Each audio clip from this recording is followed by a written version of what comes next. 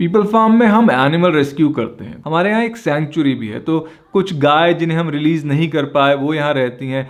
एक सूअर यहाँ पे आ गया था, एक खच्चर यहाँ रहता है, 2 बकरे यहाँ रहते हैं, एक भेड़ यहाँ रहती है। तो जब विजिटर्स आते हैं, वॉलेंटियर्स आते हैं, गांव के बच्चे आते हैं, तो उन्हें भेड़ से, बकरे से, इन सब से कनेक्ट करने का एक मौका मिलता है। तो हमें लगा कि हमारे पास मुर्गियाँ नहीं हैं, मुर्गियाँ होंगी तो लोग मुर्गियों से भी कनेक्ट कर पाएंगे। अब रेस्क्यू करने का तो उन्हें मौका हमें मिलेगा नहीं, तो हमें लगा कि हमें दुकान से जाके खरीदनी पड़ेगी।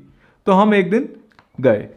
तो जब हम गए, हमें जो पहली दुकान दिखी, वहां पे एक मुर्गी एक दड़बे में अकेले बैठे हुई थी। ना उसके पास खाना था, ना पीने को उसके पास पानी था। अब ये जिंदगी में पहली बार मैं एक जीता जागता मुर्गा खरीद रहा था, और बड़ा ही एक दुखद सा वाकया था देखते हुए कि उनको किस तरह से बेचा जा रहा है। वजन के अनुसार वो उन्हें बेच रहे थे, जैसे उनमें और पीछे जो उसके पीछे चिप्स के पैकेट हैं उनमें कोई अंतर ही ना हो, जैसे वो जीव ना होके कोई वस्तु हो। लोगों का जो इनके प्रति व्यवहार है वो ऐसा नहीं है जैसे वो जीवित हो, वो व्यवहार ऐसा है जैसा हम सामान को यहाँ से वहां पटकते हैं, और जाहिर सी बात है इन्हें उसमें चोट लग जाती है। तो ये जो मुर्गी थी इसे भी चोट लगी हुई थी, पर कम से कम उसकी चोट में मैगेट्स नहीं पड़े हुए थे।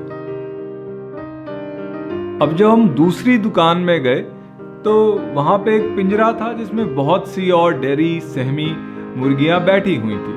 अब इनमें से मैं किसकी जान बचाऊं, मैं ये फैसला लेने से शायद थोड़ा डर सा गया।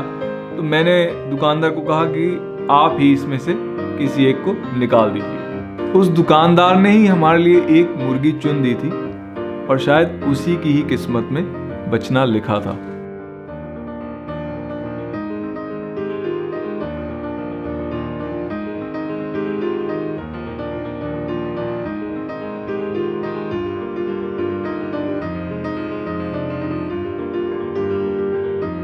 तो हमने गाड़ी में ही इनका नामकरण कर दिया, और अब हम कुकड़ू और कू को फार्म पे ले आए।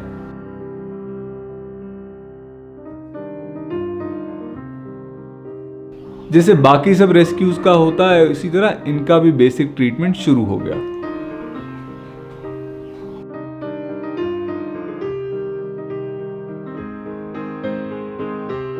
ये बड़ा देख के बुरा लगा कि कुकड़ू जो है वो ठीक से चल भी नहीं पा रही थी, पर इसको देख के मुझे आश्चर्य नहीं हुआ, क्योंकि जिस तरह इन मुर्गियों को पाला जाता है, कोशिश यही होती है लोगों की वो जल्द से जल्द बड़ी हो जाएं, और इन्हें कोई जगह नहीं दी जाती जिसमें ये चल सकें। ये एक छोटे से पिंजरे में रहती हैं जब से पैदा होती हैं तब से, तो इसीलिए कुकड़ू को चलने में दिक्कत हो रही थी।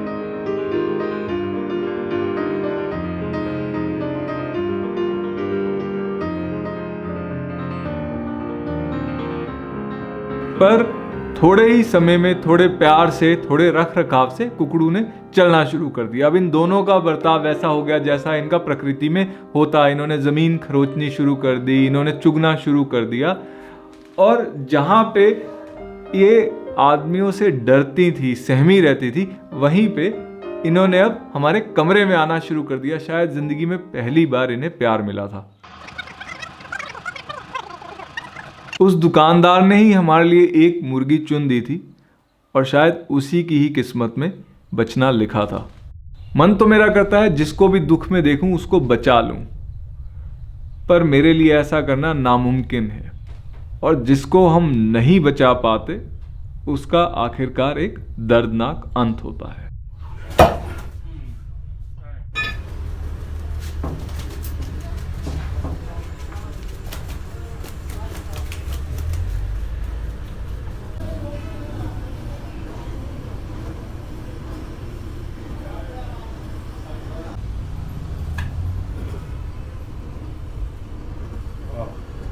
तो आप मुझे बताइए, आप चिकन इसलिए खाते हैं कि इन्होंने तो मरना ही है, या इन्हें पैदा इसलिए किया जाता है, पाला इसलिए जाता है, मारा इसलिए जाता है कि आप चिकन खा सकें?